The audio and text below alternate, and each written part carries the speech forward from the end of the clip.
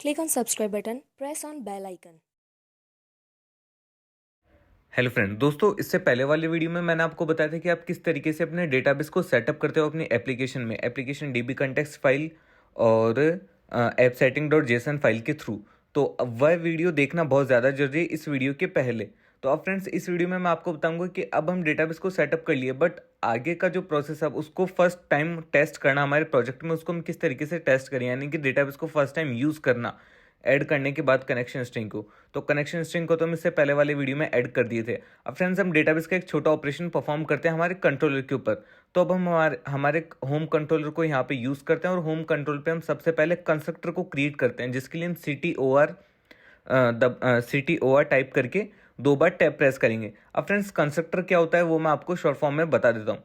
Constructor का मतलब है कि आपकी एप्लीकेशन, आपका जो भी क्लास है, जिस क्लास के अंदर आप अपना कंस्ट्रक्टर बना रहे हो, जैसे कि हम कंस्ट्रक्टर बना रहे हो home controller dot CS class, यानी कि होम कंट्रोलर भी एक तरीके की क्लास ही है। अब हम जो भी वैल्यू को कंस्ट्रक्टर में यूज़ करेंगे, कंस्ट्रक्टर में डालेंगे, उसको हम नीचे यूज़ कर सकते हैं। और फ्रेंड्स, कंस्ट्रक्टर का कोई भी रिटर्न टाइप नहीं होता और हम यहाँ पे वैल्यूज़ को इनिशियलाइज करते हैं। उसके बाद हम नीचे यूज़ करना उनको स्टार्ट करते हैं हमारे अदर मेथड्स के अंदर। अब फ्रेंड्स, सबसे पहले मैंने होम कंट्रोलर के अंदर कंस्ट्रक्टर ऐड करा। और फ्रेंड्स, यह चीज़ खास ध्यान रखिएगा कि आपकी जिस भी क्लास के अंदर आप कंस्ट्रक्टर ऐड कर रहे हो, उस क्लास का नेम और आपके कंस्ट्रक्टर का नेम हमेशा सेम रहता है और कंस्ट्रक्टर का कोई भी रिटर्न टाइप नहीं होता।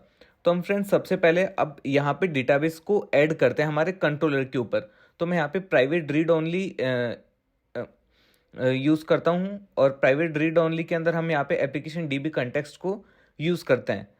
अब फ्रेंड्स, हम यहाँ पे अभी कर क्या रहे हैं मैं आपको बता देता हूँ। अभी हम वैल्यूज़ को इनिशियलाइज कर रहे हैं, देन हम उसको यूज़ करेंगे नीचे, यानी कि अब यहाँ पे मैंने जो हमारा कंस्ट्रक्टर के अंदर मैंने पैरामीटर पास करा एप्लीकेशन डीबी कंटेक्स्ट का।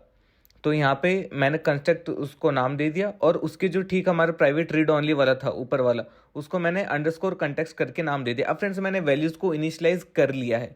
अब सबसे पहले हम हमारे डेटाबेस के अंदर जाते हैं। अभी कंस्ट्रक्टर का बस इतना ही काम था। अब हम सबसे पहले डेटाबेस में जाते हैं हमारे, और डेटाबेस में जाने के बाद यहाँ पे मैंने यूज़र्स नाम की टेबल बना रखी है, जो कि मैंने इससे पहले वाले वीडियो में आपको बना के दिखाया था। अभी फ्रेंड्स, इस टेबल के अंदर एक भी हमारे डेटा नहीं है। तो अब मैं यहाँ पे सिलेक्ट की क्वेरी रन करके आपको बता देता हूँ। फ्रेंड्स, अभी हमारी टेबल बिल्कुल ब्लैंक पड़ी है, इसमें सिंगल रो भी नहीं है, यानी कि कुछ भी डेटा नहीं है, खाली टेबल है। अब उस टेबल को हम यहाँ पे यूज़ करते हैं, उसको डेटा को गेट करने की हम यहाँ पे ट्राई करते हैं। तो सबसे पहले जो मेरे यहाँ पे एक एक्शन मेथड है गेट यूजर्स करके उसको मैं यहाँ पे राउट डिफाइन कर लेता हूँ। फ्रेंड्स, राउट की भी कंप्लीट डिटेल मैंने इससे पहले वाले जो वीडियोस थे उनमें दे दी है, तो आप उनको देख लीजिएगा, राउटिंग हम किस तरीके से डिफाइन करते हैं।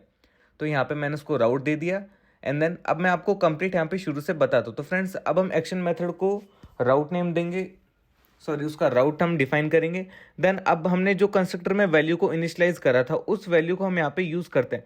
तो हम सबसे पहले ब्लैंक वेरिएबल लेते हैं वेर यूजर्स करके, एंड देन हम ऊपर जो हमारी यूज़ करते हैं अंडरस्कोर कंटेक्स्ट, उसको हम यहाँ पे यूज़ करेंगे डॉट यूजर्स। अब फ्रेंड्स, यहाँ पे डॉट यूजर्स कहाँ से है आपको पता हो तो मैंने यहाँ पे एक डीबी सेट के अंदर यूजर्स नाम का मॉडल बनाया था। सेम मॉडल हमारे डेटाबेस में टेबल, यानी कि फ्रेंड्स हमारा मॉडल का नेम और टेबल का नेम सेम होता है।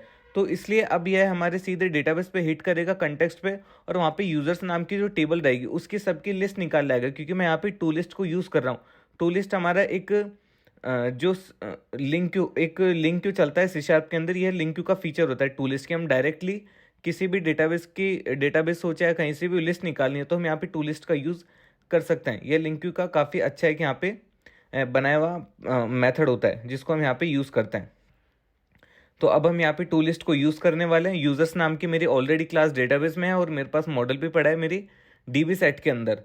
तो अब मैं जो मेरा मेथड है, इसको मेथड का टाइप डिफाइन कर देता हूँ। अभी मैं इसको करंटली HTTP पोस्ट ही दे देता हूँ, क्योंकि हम यहाँ पे ओनली टेस्टिंग कर रहे हैं हमारे डेटाबेस के साथ। तो अब मैं यहाँ पे प्रोजेक्ट को रन करता हूँ। रन करने के बाद फ्रेंड्स, ये आपने देखा कि प्रोजेक्ट हमारा रन हो गया और यहाँ पे स्वैगर यूआई मेरे सामने आ गई। अब इस स्वैगर यूआई के अंदर हम सबसे पहले जो आप देख सकते हो होम गेट यूजर्स, इस वाली API को हम यहाँ पे हिट करते हैं। हिट करने के बाद इसमें क्या आउटपुट आता है वो अब हमको देखना है। तो ये मैंने इसको ओपन करा, ट्राई इट आउट पे हम क्लिक करते हैं एंड देन मैंने इसको एग्जीक्यूट करा। एग्जीक्यूट करने के बाद आप देख सकते हो फ्रेंड्स कि अभी मैं ब्रेक पॉइंट भी यूज़ कर लेता हूँ मेरी एप्लीकेशन के अंदर। अभी हमारे सामने रेस्पॉन्स बॉडी के अंदर है ब्लैंक, और हमारा जो स्टेटस कोड है 200, यानी कि हमारी एपीआई सक्सेसफुली हिट हो गई। अब हम इसको ब्रेक पॉइंट के साथ और डीपली समझ लेते हैं। फ्रेंड्स, ब्रेक पॉइंट मैंने हिट करा, आप देख सकते हो यूजर्स में मेरे पास काउंट है 0, क्योंकि मेरे डेटाबेस के अंदर ही एक भी यूजर नहीं था। यानी कि डेटाबेस में मेरे जो टेबल है, जिस टेबल से हम यूजर्स की टेबल से डेटा निकाल के ला रहे हैं, इस टेबल में एक भी डेटा नहीं पड़ा, इसलिए हमारे सामने काउंट है 0। अब सबसे पहले मैं इस टेबल के अंदर कुछ डेटा को इंसर्ट करवा लेता हूँ। तो मैं यहाँ पे नेम टाइप कर देता हूँ एंड देन हम यहाँ पे ईमेल टाइप कर देते हैं। ये फ्रेंड्स इंसर्ट की क्वेरी है। अब मैं यहाँ पे वैल्यू को इंसर्ट कर रहा हूँ यूजर्स वाली टेबल में, क्योंकि ये हमारी टेबल खाली पड़ी है। तो खाली टेबल थी तो हमारे पास में, हमने जब एपीआई को एग्जीक्यूट करा तो हमारे पास रिटर्न में आ गया ब्लैंक। अभी हम यहाँ पे यूज़ करते हैं। अब मैंने यहाँ पे वैल्यू को इंसर्ट कर दिया, सिलेक्ट के मैंने आपको क्वेरी चला के देखा था, हमारे सामने डेटा आ गया। अभी हम यहाँ पे इसको हिट करवाते हैं।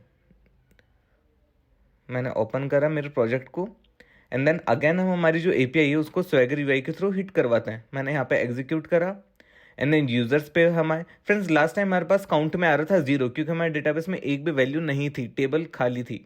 और इस टाइम हमारी टेबल में डेटा है, मैंने यहाँ पे डेटा डाल दिया था इंसर्ट की क्वेरी चला के, और आप देख सकते हो हमारी एपीआई भी सक्सेसफुली अब रिटर्न दे रही है। इसका मतलब है कि हमारा कनेक्शन भी बन चुका है डेटाबेस के साथ, इजीली हमारी एप्लीकेशन अब डेटाबेस के साथ वर्क कर रही है, और जो भी हम एपीआई के अंदर रेस्पॉन्स लेना चाहते हैं डेटाबेस के थ्रू, वो रेस्पॉन्स भी हमारे पास आ रहा है। तो फ्रेंड्स, इस तरीके से आप अपने कंस्ट्रक्टर बनाते हो, उस कंस्ट्रक्टर के अंदर आप डेटाबेस को इनिशियलाइज करते हो, देन उसको आप अपने नीचे एक्शन मेथड्स के अंदर यूज़ करते हो। और इससे पहले वाला वीडियो भी आप जरूर देख लीजिएगा, उसमें मैंने आपको बता रखा है कि आप किस तरीके से डेटाबेस को ऐड करते हो अपनी एप्लीकेशन के अंदर। तो फ्रेंड्स, ये दोनों वीडियो बहुत इंपॉर्टेंट है। अब हम आने वाली वीडियोस में बात करेंगे रेपोजिटरी के अंदर डेटाबेस को यूज़ करेंगे, देन उस रेपो को हमारे एक्शन मेथड पे यूज़ करेंगे। तो फ्रेंड्स, देखते रहिए हमारी .NET की सीरीज़ को। Thank you friends.